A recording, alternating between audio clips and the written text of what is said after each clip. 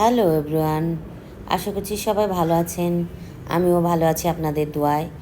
তো আজকে আমি মুরগির কারি রান্না করব, সেটাই শুধু শুধু শেয়ার করব। তো প্রথমে একটি কড়াই বসিয়ে দিয়েছি। কড়াইটা ইগনোর করবেন, আমি এরকম কড়াইতে রান্না করি না। এখন খুঁজে পাচ্ছি না কোথায় রাখছি, এর জন্য এটার মধ্যে রান্না বসাইছি। কালো দেখে সবাই ইগনোর করবেন।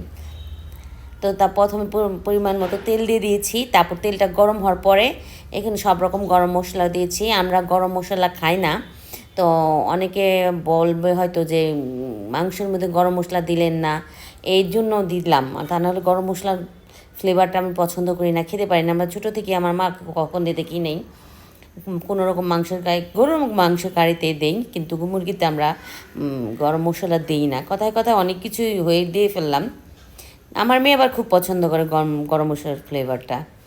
তাও এখানে সব রকম গরম মশলা দিয়ে, তারপর একটু জিরা দিয়ে আমি পেঁয়াজ দিয়ে ভাজা ভাজা করে টমেটো দিয়ে দিছি একটা।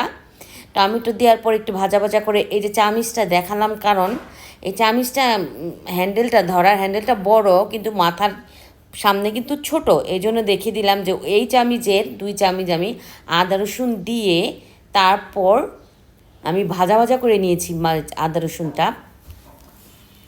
তারপর ভাজা ভাজা করার পর এখানে আমি পানি দিয়ে দেব।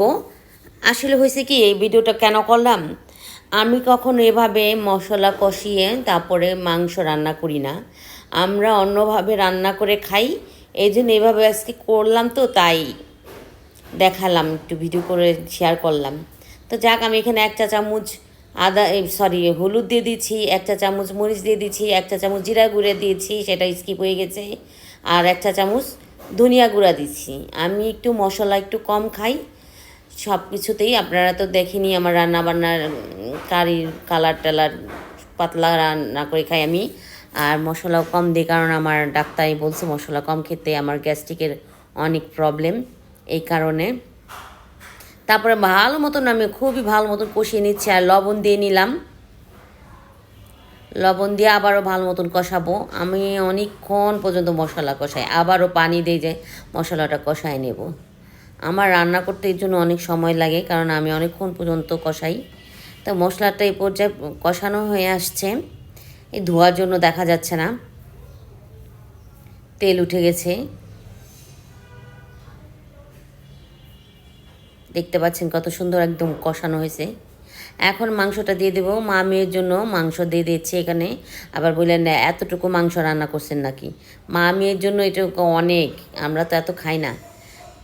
তারপর এখন মাংসটা একটু আমি হালকাভাবে নাড়াচাড়া করে দিয়ে তারপর এর সাথে একসাথেই আলু দিয়ে দেবো, কারণ এটা তো ব্রয়লার চিকেন, ব্রয়লার চিকেনটা তাড়াতাড়ি সেদ্ধ হয়ে যায়, এই জন্য একসাথে আমি আলুগুলো দিয়ে একটু কষায় নেব। এখন একটু নাড়াচাড়া করে তারপর আমি ঢাকা দিয়ে কষিয়ে নেব ভালো মতন।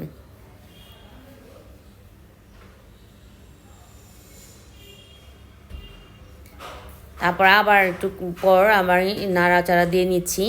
বারবার নাড়াচাড়া না করলে আবার নিচে লেগে যেতে পারে। এই সময় তো আঁচটা আমি একটু মাঝারি আঁচে রেখেছি, পুরা বাড়ায়ও দেইনি একবারে কমেও দেইনি। এই যে দেখতে পাচ্ছেন, আবার একটু লবণ দিয়ে নিচ্ছি, কারণ এখানে আলু আলু দেওয়া হয়েছে আবার, এই জন্য। তারপর আবার একটু নাড়াচাড়া করে তারপরে আবার ঢেকে দেব।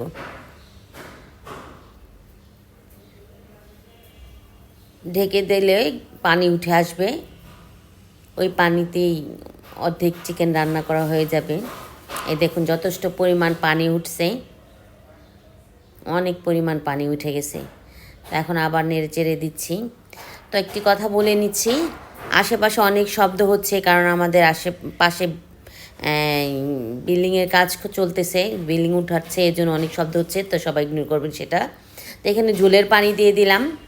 তো ঝোলের পানিটা কিন্তু বেশি দেওয়ার কারণ আমি আগেই বলছি, আমি ঝোলটা বেশি দিতে হয়, আমার পাতলা করে রান্না করতে হয়, তারপরেও শুকায় নেব, অনেকখানি শুকিয়ে যাবে। এই যে দেখুন ঝোলটা অনেকটা শুকায় গেছে। আমি প্রায় আধা ঘন্টা রান্না করছি, বললাম না আমার রান্না করতে অনেক সময় লাগে। আমি আর ঝোল শুকাবো না, এরকমই রাখবো। এখন কিছু কাঁচামরিচ চিড়ে দিলাম, হালকা একটু ফেরে দিছি আর কি। তারপর ধনেপাতা দিব। গরম মশলা তো আস্তটা দিছি, এখন আর গুঁড়াটা দেব না, কারণ এমনিতেই গরম মশলা আমি খেতে পারি না। তো আমার রান্না শেষ। রান্নাটা শেষ। এখন আমি চুলাটা অফ করে দেব।